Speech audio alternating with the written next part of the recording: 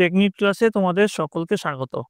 আজকের আমাদের আলোচ্য বিষয় 2025 সালের অষ্টম শ্রেণীর তৃতীয় পর্যায়ক্রমিক মূল্যায়ন অর্থাৎ ফাইনাল পরীক্ষার বাংলার দ্বিতীয় সেটের প্রশ্ন এবং তার উত্তর। তোমার তৃতীয় পর্যায়ক্রমিক মূল্যায়নে পূর্ণমান থাকবে 70, সময় পাবে তোমরা 2 ঘন্টা 30 মিনিট। তোমাদের এর আগে বাংলার একটা সেট এবং রাইমার্টিনের প্রশ্নবিচিত্রা সমস্ত সেটের প্রশ্ন এবং তার উত্তর করিয়েছি। তোমরা যারা যারা দেখোনি তাই যার লিঙ্ক ডেসক্রিপশন বক্সে আছে, তোমার সেখানে দেখে নিতে পারো। তোমাদের এই প্রশ্নোত্তর পর্ব শুরু করার আগে বলে রাখি, তোমরা যারা এই চ্যানেল নতুন আছো তারা অবশ্যই চ্যানেলটিকে সাবস্ক্রাইব করে রেখো এবং পাশে থাকা বেল আইকনটি প্রেস করে রেখো। তাহলে আমরা চলে আসছি প্রশ্নোত্তর পর্বে। বহু বিকল্প প্রশ্নের ঠিক উত্তরটি বেছে নিয়ে লেখো। 11টা প্রশ্ন আছে। প্রথম প্রশ্ন যেটা আছে সেটা হলো, লেখকের মতে আমাদের জেলের কষ্ট মানসিক অপেক্ষা দৈহিক, দৈহিক অপেক্ষা মানসিক, দৈহিক ও মানসিক দুটোই, নাই কোনোটিই নয়? উত্তর হচ্ছে দৈহিক অপেক্ষা মানসিক, খ হচ্ছে সঠিক উত্তর। তারপরে দেখো 1.2, শহরে 144 ধারা আর কারফিউ জারি হয়েছে কারণ হিন্দু মুসলমান দাঙ্গা, নাকি হিন্দুদের উৎসব, নাকি মুসলমানদের উৎসব, নাকি কোনোটিই নয়? উত্তর হচ্ছে হিন্দু মুসলমান দাঙ্গা। 1.3, শুভা গল্পে দুটি গাভী আছে, একটির নাম পাঙ্গুলি, অপরটির নাম হচ্ছে সর্বশী। 1.4, আমার কোনো স্বাধীনতার প্রয়োজন হবে না কখন? মৃত্যুর পরে। ঘুরে দাঁড়াও এর অর্থ প্রতিবাদ করো, উত্তর হচ্ছে প্রতিবাদ করো। 1.6, লোকটা 2 আঙুলের ফাঁক দিয়ে কি খসে পড়ল? উত্তর হচ্ছে জীবন। 1.7, সমাস কথার অর্থ, এটা হবে সংক্ষেপ। 1.8, যেসব পদের সমাস হয় তাদের প্রত্যেকটিকে বলা হয় সমস্যমান পদ, খ হচ্ছে সঠিক উত্তর। 1.9, আমি তো এসে গেছি এই বাক্যের ক্রিয়াকারীটি হলো পুরাঘটিত বর্তমান, গ হচ্ছে পুরাঘটিত বর্তমান, এটা হচ্ছে সঠিক উত্তর। 10 নম্বর দেখো, আপনাদিগের চলিত ভাষায় রূপটি হলো, ঘ আপনাদের, বোঝা গেছে। 11 নম্বর দেখো, মন দিয়ে পড়বে এই বাক্যের ক্রিয়াপদটির কাল, এটা হচ্ছে ভবিষ্যৎকালের অনুজ্ঞা। 2 নম্বর দেখো, 2-এর দাগের প্রশ্ন, নিচের প্রশ্নগুলির অতি সংক্ষিপ্তভাবে উত্তর দাও। 13টা প্রশ্ন আছে, প্রতিটি প্রশ্নের মান আছে 1। প্রথম প্রশ্ন, শান্তিনিকেতন দেশকে প্রথম কি শিখিয়েছে? উত্তর লিখবে, শান্তিনিকেতন দেশকে প্রথম শিখিয়েছে বিদ্যালয় কেবলমাত্র বিদ্যাদানের স্থান নয়, বিদ্যা চর্চার স্থান। 2 নম্বর, ঘোষদা একটা বড় খবর আছে, কি সেই বড় খবর? উত্তর লিখবে, বড় খবরটি হলো রঞ্জন তাদের ক্লাবে আসতে চাইছে। 2.3 দেখো, টিকিটের অ্যালবাম গল্পের লেখককে? উত্তর হচ্ছে টিকিটের অ্যালবাম গল্পের লেখক হলো সুন্দর রামস্বামী। 2.4, শিকল পরা ছল বলতে কবি প্রকৃতপক্ষে কি বোঝাতে চেয়েছেন? উত্তর লিখবে, শিকল পরা ছল বলতে কবি প্রকৃতপক্ষে বোঝাতে চেয়েছেন ভারতীয় স্বাধীনতাকামীদের স্বাধীনতা অর্জনের উদ্দেশ্যে কারাবরণ করে ভারতীয়দের মন থেকে শিকল পরার ভীতিকে দূর করার কথা বুঝিয়েছেন। 2.5, ঘুরে দাঁড়াও কবিতায় কবি কাকে ঘুরে দাঁড়াতে বলেছেন? উত্তর লিখবে, ঘুরে দাঁড়াও কবিতায় কবি ঘুরে দাঁড়াতে বলেছেন দেশের চিরবঞ্চিত অত্যাচারিত সাধারণ মানুষদের। 6 নম্বর দেখো, সাত ঝামেলা জোটায়, এখানে সাত শব্দটির ব্যবহারের কারণ কি? উত্তর লিখবে, সাত বলতে এখানে নানা রকম বা বহু এই অর্থে ব্যবহৃত হয়েছে। পরের প্রশ্ন, বনান্তর সমাসবদ্ধ পদটি ব্যাসবাক্যে বিশ্লেষণ করো। উত্তর লিখবে, বনান্তর মানে অন্য বন, এটা হচ্ছে নিত্য সমাস। 2.8, আমি রঞ্জন সরকার বলছি, বাক্যটির ক্রিয়ার কাল নির্ণয় করো। উত্তর লিখবে, এটি একটি ঘটমান বর্তমান কাল। 2.9, পুরাঘটিত বর্তমান ও ঘটমান বর্তমানের মধ্যে পার্থক্য লেখো। উত্তর, যে ক্রিয়ার কাজ শেষ হয়ে গেলেও তার ফল বর্তমানে রয়েছে তাকে পুরাঘটিত বর্তমান কাল, অন্যদিকে যে ক্রিয়ার কাজ বর্তমানে চলছে বা ঘটছে তাকে ঘটমান বর্তমান কাল বলে। 10 নম্বর, বাংলা ভাষায় লিখিত কটি রূপ দেখতে পাওয়া যায় ও কি কি? উত্তর লিখবে, বাংলা ভাষায় লিখিত 2টি রূপ দেখতে পাওয়া যায়, সাধু ভাষা ও চলিত ভাষা। 11 নম্বর, সন্ধি ও সমাসের একটি পার্থক্য লেখো। উত্তর লিখবে, সন্ধিতে ধ্বনিগত মিলন হয়, অন্যদিকে সমাসে পদগত মিলন লক্ষ্য করা যায়। 12 নম্বর, যাত্রা দলের কার সঙ্গে অপুর ভাব হয়? উত্তর লিখবে, যাত্রা দলের অজয় নামের একটি ছেলের সঙ্গে অপুর ভাব হয়। 13 নম্বর, দুর্গা কি রোগে মারা গিয়েছিল? উত্তর লিখবে, দুর্গা ম্যালেরিয়া রোগে মারা গিয়েছিল। এবার 3 দাগের প্রশ্ন দেখো, কম বেশি 30টি শব্দে যে কোনো 2টি প্রশ্নের উত্তর দাও। 2 × 2 = 4। প্রথম প্রশ্ন, হঠাৎ ডাস্টবিনটা একটু নড়ে উঠলো, ডাস্টবিন নড়ে ওঠার অব্যবহৃত পরে কি দেখা গেল?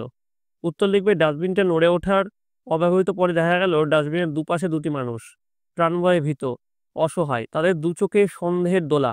একজন হিন্দু, অন্যজন মুসলমান। তাদের চোখে ভয় ও সন্দেহ মিলেমিশে রয়েছে। 3.2 দেখো, এই জন্য প্রতাপ সুভার মর্যাদা বহিত। প্রতাপের কাছে সুভা কিভাবে মর্যাদা পেত তার গল্প অবলম্বনে লেখো। উত্তর হচ্ছে প্রতাপ হলো চণ্ডীপুর গ্রামের গোসাইদের ছোট ছেলেটির নাম।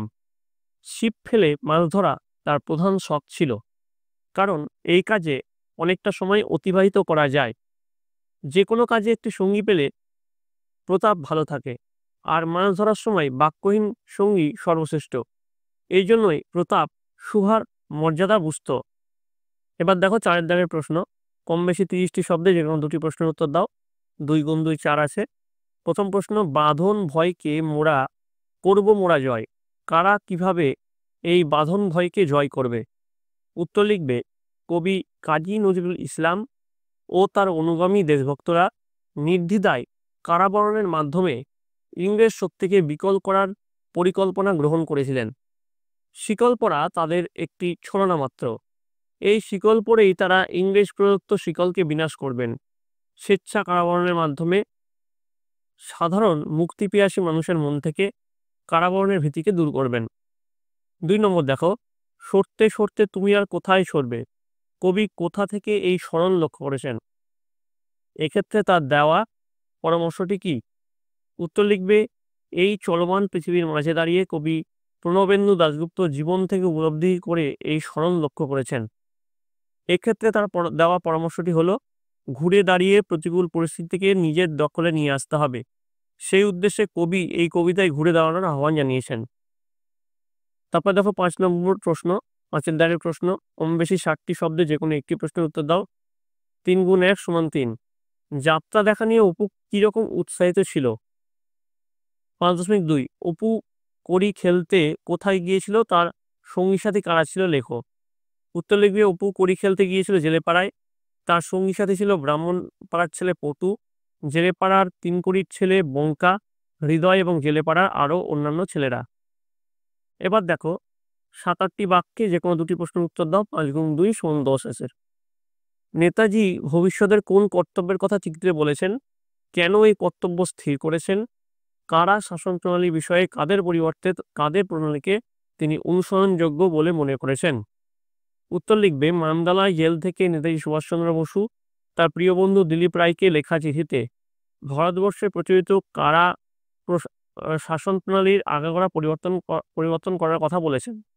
নেতাজির মতে জেলখানার সমস্ত আবহাওয়াটা মানুষকে বিকৃত এবং অমানুষ করে তোলারই উপযোগী।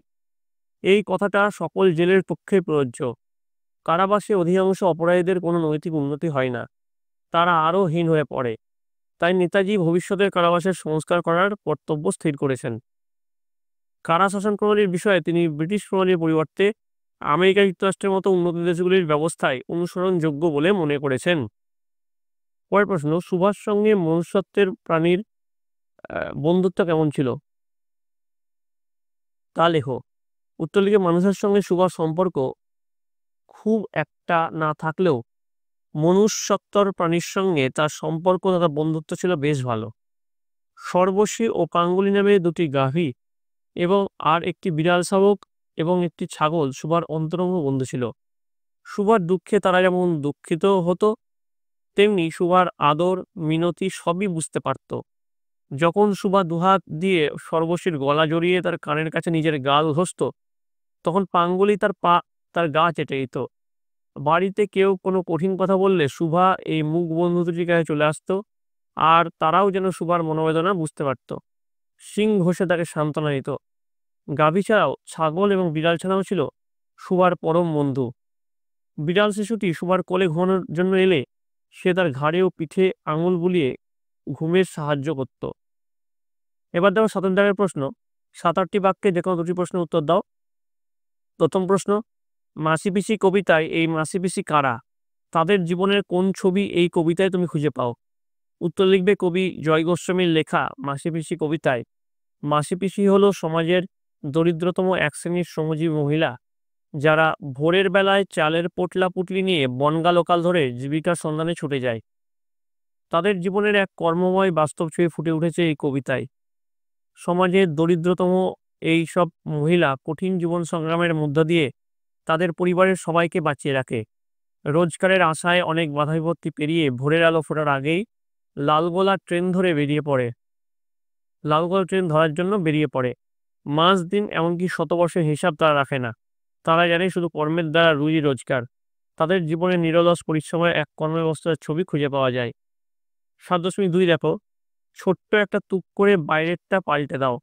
বাইরেরটা কি ধরনের বদল ঘটবে বলে কবি আশা করেন? সেই কাঙ্ক্ষিত বদল ঘটলে জীবন কিভাবে অন্যরকম হবে বলে কবি মনে করেন? উত্তর লিখবে, ঘুরে দাঁড়াও কবিতাতে কবি ক্ষীরোবেন্দু দাশগুপ্ত অন্যায় অত্যাচারের বিরুদ্ধে মানুষকে দাঁড়িয়ে বাইরের পৃথিবীটাকে বদলে দেওয়ার কথা বলেছেন। তাহলে দেখা যাবে সাইকেল রিক্সাগুলো সিজ দিয়ে চলে যাবে বনে বনান্তরে। কাদা ভর্তি রাস্তা উঠে পড়বে ছায়াপথের কাছাকাছি। গাছগুলো নদীর জলে স্নান করে আসবে এবং সা রা রা রা করে জেগে উঠবে শহরগুলি। এই কাঙ্ক্ষিত বদল ঘটলে অবশ্যই জীবন অন্যরকম হবে। একঘেয়েমি থেকে মুক্ত হওয়া মানুষ এই বৈচিত্র্যের সন্ধান পাবে, নয়তো দাঁড়িয়ে দাঁড়িয়ে মরতে হবে এবং বিন্দুর মতো মিলিয়ে যেতে হবে। এবার দেখো, ৮-১০টি বাক্যে যে কোনো একটি প্রশ্নের উত্তর দাও। ৫ গুণ ১ সমান ৫।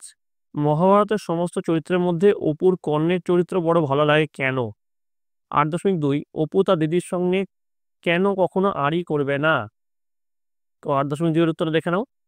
অপু তার দিদিকে খুব ভালোবাসে, কিন্তু যখন তার দিদি তার নাকে কলমির ফুল দিয়ে নোলক বানিয়ে দেয় তখন তার ভালো লাগে না। তবুও দিদিকে সে কিছু বলতে পারে না। অপুর দিদি মাঝে মধ্যে আম, জাম, তেঁতুল, কামরাঙা লোভনীয় খাদ্যগুলি মাকে লুকিয়ে নিয়ে আসে আর দুজনে মিলে খায়। তাই সে সিদ্ধান্ত নিয়েছিল দিদির সঙ্গে কখনো আড়ি করবে না। তাদের খেলাঘরের দোকান থেকে যেদিন মাকাল ফল চুরি হয়ে পড়ে পালায়, সেদিন তার দিদি সমস্ত বনবাজার ঘুরে সন্ধ্যার সময় একরাশ মাকাল ফল এনে দিয়েছিল। তার ডাগর চোখের স্নিগ্ধ মমতা মাখা হাসি দেখে সেদিন অপু বুঝেছিল দিদি তাকে বড্ড ভালোবাসে। তাই অপু সিদ্ধান্ত নিয়েছিল দিদির সাথে কখনো আড়ি করবে না। এবার দেখো, পত্র রচনা করো। ছুটি মঞ্জুরের আবেদন জানিয়ে প্রধান শিক্ষকের কাছে একটি পত্র রচনা করো। তো প্রথমে দেখো, তো উত্তর লিখবে মাননীয় প্রধান শিক্ষক মহাশয়, দিয়ে এখানে স্কুলের নাম, ঠিকানা, তারিখ দেবে। দিয়ে বিষয় লিখবে ছুটি মঞ্জুরের জন্য আবেদনপত্র। মহাশয়, মহাশয়া, বিনীত নিবেদন এই যে আমি আপনার বিদ্যালয়ের ৭ম শ্রেণীর এক নিয়মিত ছাত্র বা ছাত্রী। আমি এখানে তারিখ দেবে, তারিখ থেকে এত তারিখ পর্যন্ত অসুস্থ থাকার কারণে বিদ্যালয়ে উপস্থিত থাকতে পারিনি। অতএব মহাশয়ের নিকট আমার বিনীত আবেদন, উপরিউক্ত বিষয়গুলি বিবেচনা করে উক্ত ৪ দিনের ছুটি মঞ্জুর করলে আমি আপনার প্রতি অত্যন্ত কৃতজ্ঞ থাকব। বিনীত আপনার একান্ত অনুগত ছাত্র। এখানে ছাত্রের নাম দিবে, অনুগত ছাত্রের দিকে এখানে নাম দিবে, এখানে তোমার রোল নাম্বার আর এখানে তারিখটা দেবে। ঠিক আছে? এবার দেখো ১০ নম্বর, যে কোনো একটি বিষয়ে নাতিদীর্ঘ প্রবন্ধ রচনা করো। ৬ গুণ ১ সমান ৬। কি আছে? পরিবেশ দূষণ ও তার প্রতিকার। আচ্ছা, আমি বলে দিচ্ছি এই প্রশ্নগুলো কিন্তু তোমাদের সবকটা স্কুলের জন্য খুব গুরুত্বপূর্ণ। পার্টিকুলার কোনো স্কুলের জন্য পড়ছি না, প্রত্যেকটা বিদ্যালয়ের জন্য গুরুত্বপূর্ণ। এর আগে একটা সেট দিয়েছি, এখন একটা সেট দিচ্ছি। এই দুটো সেট ভালো করে করো এবং তোমরা তোমাদের বইটা খুঁটিয়ে পড়ো। সাফল্য কিন্তু তোমাদের পরীক্ষা নিশ্চিত। ২ নম্বর দেখো, একজন শ্রেষ্ঠ বাঙালি বিজ্ঞানী। ৩ নম্বর, ছাত্র জীবনের দায়িত্ব ও কর্তব্য। পরিবেশ দূষণ ও তার প্রতিকার। ভূমিকা, আকাশ, বাতাস, জল, উদ্ভিদ জগৎ, প্রাণী জগৎ সবকিছু নিয়েই আমাদের পরিবেশ। আর এগুলোর কোনোটিকে বাদ দিয়ে আমরা বাঁচতে পারি না। মানুষ তার বিদ্যা বুদ্ধি দিয়ে এবং পরিশ্রমের মাধ্যমে তার চারপাশের পরিবেশকে আরো সুন্দর করে সাজিয়ে তুলছে। কিন্তু সভ্যতার অগ্রগতির সঙ্গে সঙ্গে এবং স্বার্থান্বেষী কিছু মানুষের লোভে প্রাকৃতিক পরিবেশ আজ বিভিন্নভাবে দূষিত হচ্ছে। যেমন জল, বায়ু, শব্দ, মাটি প্রভৃতি দূষণের ফলে মানুষের জীবনেও এসছে নানা ধরনের দুরারোগ্য ব্যাধি। জল দূষণ। জলের আর এক নাম জীবন, কারণ জল ছাড়া কোনো জীব বাঁচতে পারে না। কিন্তু সভ্যতার অগ্রগতির সঙ্গে সঙ্গে কলকারখানার সংখ্যা বেড়ে চলেছে। সেই কারখানা থেকে নির্গত রাসায়নিক পদার্থগুলি মিশ্রিত জল নদীতে মিশে জলকে আরও দূষিত করে তুলেছে। এছাড়াও শহরের নর্দমার জলও নদীতে পড়ে নদীর জলকে দূষিত করছে। ফলে এই জলবাহিত রোগের সংখ্যা দিন দিন বেড়ে চলেছে। বায়ু দূষণ। বিভিন্ন কলকারখানার যানবাহন, তাপবিদ্যুৎ কেন্দ্র ইত্যাদি থেকে যে দূষিত গ্যাস, ধোঁয়া, ধূলিকণা ইত্যাদি বাতাসে মেশে তার ফলে বায়ু দূষিত হচ্ছে। দূষণের ফলে মানুষকে ক্যান্সার, শ্বাসকষ্ট ইত্যাদি দুরারোগ্য ব্যাধির শিকার হতে হচ্ছে। মাটি দূষণ। বর্তমানে কৃষিক্ষেত্রে উৎপাদন বৃদ্ধি করতে গিয়ে জমিতে নানা প্রকারের রাসায়নিক সার ও কীটনাশক ব্যবহার করা হচ্ছে। এর ফলে মাটি দূষিত হচ্ছে। রাসায়নিক সার দ্বারা প্রস্তুত কৃষিজাত দ্রব্য থেকে মানুষের নানা ধরনের রোগ সৃষ্টি হচ্ছে। শব্দ দূষণ, কলকারখানার উচ্চ শব্দ, গাড়ির হর্ন, মাইক্রোফোনের আওয়াজ, বাজি পটকার শব্দে মানুষের শ্রবণ শক্তি ক্রমশ হ্রাস পাচ্ছে। রক্তচাপ বৃদ্ধি, স্নায়বিক অস্থিরতা, মানসিক বিপর্যয় ইত্যাদি নানা রকম সমস্যা সৃষ্টি করছে। এবার হচ্ছে পরিবেশ দূষণের প্রতিকার। সব রকম দূষণ থেকে পৃথিবীকে মুক্ত করতে পারে একমাত্র সবুজ উদ্ভিদ। তাই বেশি বেশি গাছ লাগাতে হবে এবং সংরক্ষণ করতে হবে। কলকারখানার বা নর্দমার জল যাতে নদীর জলে না মেশে সে ব্যাপারে ব্যবস্থা গ্রহণ করতে হবে। শব্দ দূষণ কমানোর জন্য শব্দ নিরোধক যন্ত্রের ব্যবহারের উপর গুরুত্ব আরোপ করতে হবে। মৃত্তিকা দূষণ রোধ করার জন্য রাসায়নিক সারের পরিবর্তে জৈব সার বেশি পরিমাণে ব্যবহার করতে হবে এবং কীটনাশকের ব্যবহার কমাতে হবে। যানবাহনে জীবাশ্ম জ্বালানি পোড়ানোর পরিবর্তে ব্যাটারি চালিত গাড়ি ব্যবহার করতে পারলে দূষণ থেকে রক্ষা পাওয়া সম্ভব। উপসংহার, পরিবেশ দূষণের ফলে আজ মানব সভ্যতার অস্তিত্ব বিপন্ন। এই গভীর সংকটের মোকাবিলা করার জন্য আমাদের প্রত্যেককে সচেতন হতে হবে, যাতে পরিবেশের দূষণের মাত্রা না বাড়ে সেদিকে নজর দিতে হবে। এই সমস্যা থেকে বেরিয়ে আসতে হলে সমস্ত মানুষকে একজোট হতে হবে। তো এই ছিল তোমাদের সপ্তম শ্রেণীর তৃতীয় পার্বিক মূল্যায়নের বাংলার দ্বিতীয় সেটের প্রশ্ন উত্তর। তোমাদের এর আগের সেটটা করেইছি, ভালো করে দেখে নিও। তোমাদের যদি আরও এক সেট প্রশ্ন উত্তরের দরকার হয় আমাকে কমেন্টে অবশ্যই জানিও, আমি তোমাদের জন্য আরও এক সেট প্রশ্ন এবং উত্তর নিয়ে আসবো। তোমাদের অষ্টম শ্রেণীর যেই সব সেটগুলো করানো হয়ে গেছে সেগুলো তোমরা একবার দেখে নিও। আমি এছাড়াও তোমাদের ইতিহাস, ভূগোল, বিজ্ঞান, ইংরেজির আরও একটা করে সেটের প্রশ্ন উত্তর নিয়ে আসবো। তার জন্য তোমাদের সকলকে অবশ্যই চ্যানেলের সঙ্গে যুক্ত থাকতে হবে। আর এই প্রশ্নই যে হুবহু তোমাদের পরীক্ষা আসবে তেমনটা নয়। তোমাদের এই প্রশ্নগুলো প্রতিটি বিদ্যালয়ের জন্য ইম্পর্টেন্ট। তোমরা তোমাদের বইটা খুঁটিয়ে পড়ো এবং এই সেটের প্রশ্নগুলো প্র্যাকটিস করো, সকল সেটের। তাহলে তোমাদের পরীক্ষা কিন্তু সাফল্য নিশ্চিত।